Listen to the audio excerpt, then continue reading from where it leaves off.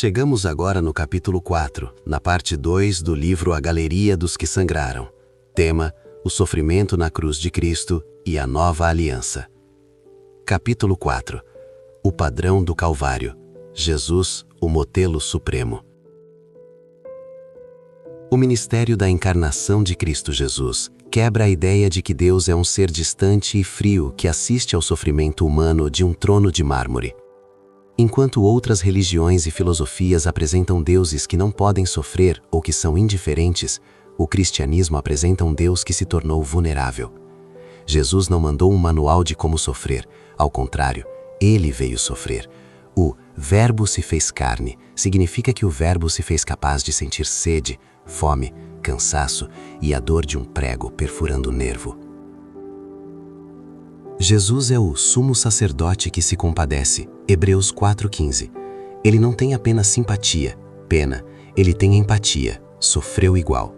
Essa é a grande e insuperável diferença da praticidade do cristianismo comparado a filosofias de outras religiões e seus falsos líderes.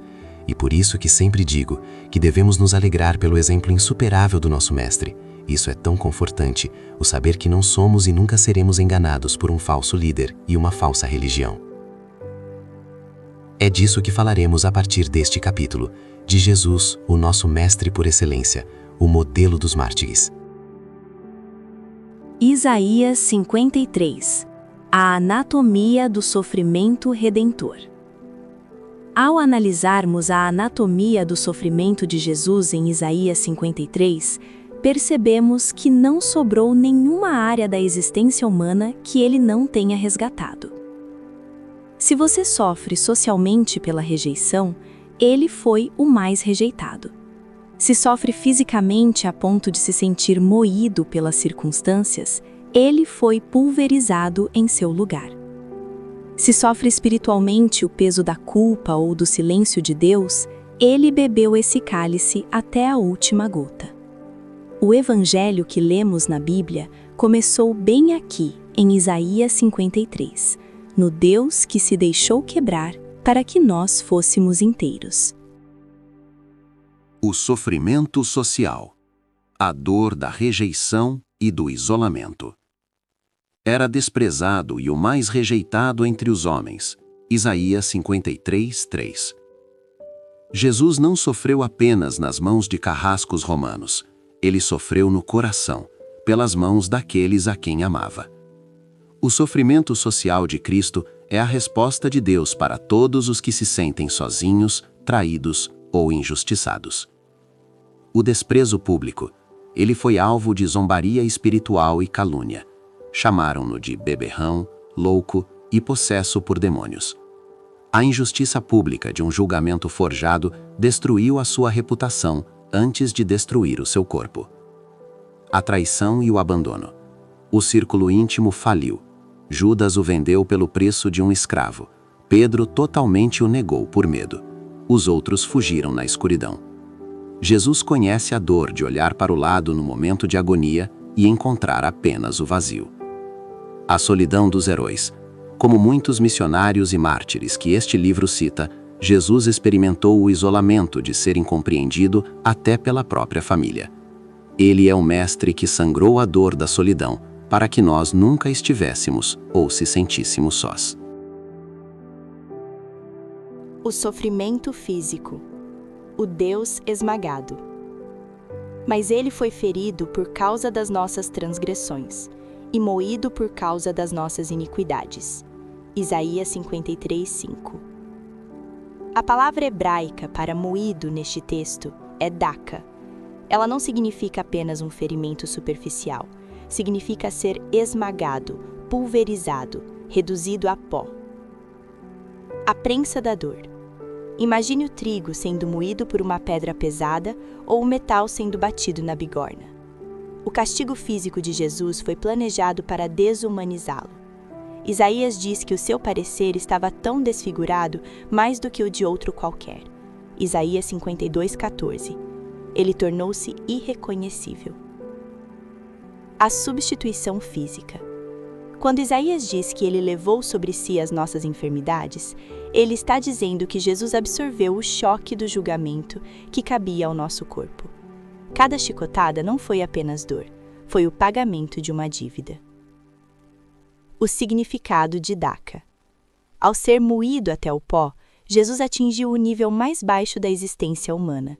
Ele foi ao fundo do poço da dor física para que ninguém, em nenhuma cama de hospital ou cela de prisão, pudesse dizer: Deus não sabe o que o meu corpo está sentindo. O sofrimento espiritual. O mistério do cálice. Todavia, ao Senhor agradou moê-lo, fazendo-o enfermar. Isaías 53:10. Este é o ponto mais profundo da nossa fé no nosso Senhor e Mestre. O peso que quase matou Jesus no Getsêmani não foi a antecipação dos cravos, mas a antecipação do cálice. O peso do pecado. O cálice era a concentração da justiça divina contra a rebelião humana. Jesus, o único puro, estava prestes a tornar-se o receptáculo de toda a podridão da humanidade. O peso espiritual era uma pressão esmagadora que a madeira da cruz jamais poderia igualar. A ruptura do abandono. No Calvário, o sofrimento espiritual atingiu o ápice no grito: Deus meu, por que me desamparaste? Pela primeira vez na eternidade, a comunhão entre o Pai e o Filho foi interrompida pelo véu do nosso pecado. O sacrifício supremo. Ele sofreu a morte espiritual, a separação de Deus, para que nós pudéssemos ter a vida eterna, a união com Deus. O Mestre sangrou a alma para que a nossa alma fosse curada. Jesus, o modelo supremo de dignidade na dor. Em um mundo que reclama de tudo e se sente vítima por qualquer desconforto, o silêncio de Jesus perante o chicote e o escárnio é revolucionário. Jesus não abriu a boca para se defender, porque ele estava ocupado demais em nos salvar. Sofrer com dignidade significa não gastar energia tentando convencer o mundo da sua inocência, mas confiar que Deus é o seu juiz e justificador. Jesus não foi para a cruz como uma estátua de gelo insensível à dor, ele sentiu cada fibra de dor. A lógica de Hebreus 12:2 é que ele suportou a cruz pela alegria que lhe estava proposta. O segredo não estava na negação da dor, mas na antecipação do fruto. Jesus sofreu com foco no resultado, o resgate da sua noiva, a Igreja. Vivemos na era do ar-condicionado, do entretenimento na palma da mão e da busca pelo prazer imediato. Nada de errado com relação a usufruirmos das bênçãos de uma boa tecnologia e desenvolvimento, mas criamos uma teologia que trata o sofrimento como um erro de percurso. Precisamos com urgência questionar uma teologia que se tornou tão distante da realidade bíblica que nos deixou desfuncionais. O cristão que foge da cruz assemelha-se a uma locomotiva de aço, uma máquina de dezenas de toneladas projetada pelo Criador para suportar pressões imensas e avançar sobre trilhos sólidos. No entanto, a teologia do conforto tentou tirar essa máquina dos trilhos do sacrifício para colocá-la na terra fofa do lazer e da facilidade. O resultado é trágico. A locomotiva está descarrilhada, ela ruge, queima combustível e faz barulho, mas suas rodas patinam na lama do comodismo sem jamais sair do lugar. Gastamos uma energia monumental tentando manter uma vida sem atritos, mas essa mesma terra fofa nos impede de chegar ao porto final. A verdade é que a terra fofa não suporta o peso de uma alma chamada para a eternidade. Apenas os trilhos de ferro do sofrimento e da obediência podem nos conduzir ao destino. Caro leitor, pare e pense. Se o capitão da nossa salvação foi aperfeiçoado por meio do sofrimento, Hebreus 2:10, por que nós, os soldados, acreditamos que o nosso treinamento será realizado em um spa? Se o mestre foi forjado no fogo, por que o discípulo espera ser preservado em uma redoma de vidro? A maturidade não nasce no descanso, ela é esculpida sob pressão. Jesus é o arquétipo do mártir, porque ele deu significado ao que parecia absurdo. Ele nos mostrou que é possível sangrar sem perder a dignidade e ser esmagado sem ser destruído. A sua cruz não é apenas um símbolo de perdão, é um modelo de como o cristão deve portar-se na adversidade, com os lábios guardados de murmuração, o coração submetido à vontade do Pai e os olhos fixos na alegria da eternidade. Se você está sofrendo hoje, não olhe para a dor como um sinal de abandono, mas como um convite para caminhar nas pegadas sangrentas daquele que venceu o mundo. Um cristianismo sem cicatrizes é um cristianismo sem Cristo. Se o Mestre foi coroado de espinhos, é ingenuidade espiritual esperar somente vasos de flores nesta terra. Enquanto a igreja primitiva entendia o martírio como o selo da autenticidade, a modernidade o vê como uma falha de gestão espiritual. O apologista antigo, como Justino ou Tertuliano, não defendia o cristianismo provando que ele trazia prosperidade, mas provando que ele valia a morte.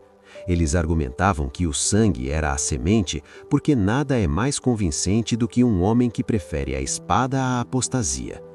Hoje, a apologética moderna muitas vezes se perde em tentar tornar o cristianismo palatável ou relevante, esquecendo-se que a mensagem da cruz é por definição um escândalo. Quando trocamos os trilhos de ferro pela terra fofa, perdemos nossa capacidade de confrontar o mundo.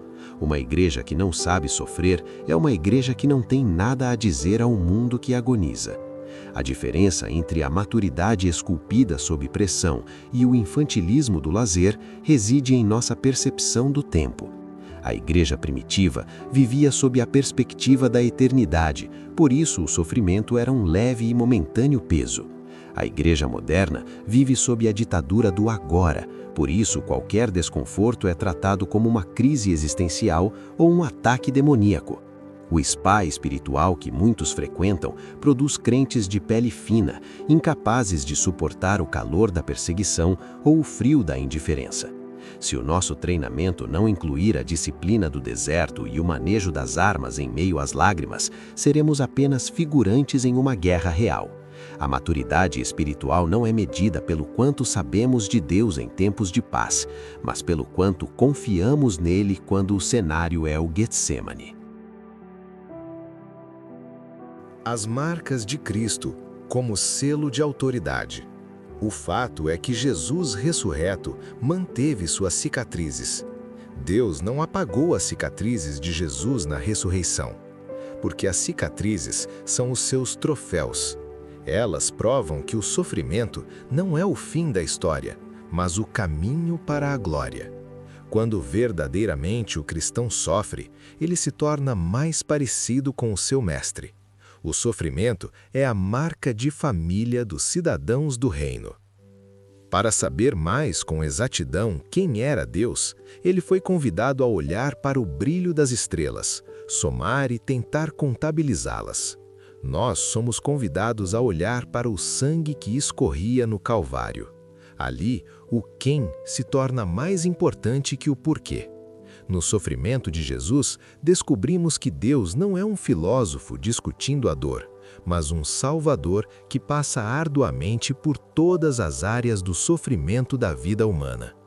Jesus é o modelo supremo dos mártires, porque ele não morreu por uma causa abstrata, mas por pessoas concretas que o odiavam. Ele não é apenas o mestre que ensina a doutrina, ele é o mestre que sangrou a doutrina. Quando você clama na sua angústia, suas palavras não ecoam em um vazio cósmico. Elas chegam aos ouvidos de alguém que ainda carrega as marcas dos cravos nas mãos. Aleluia!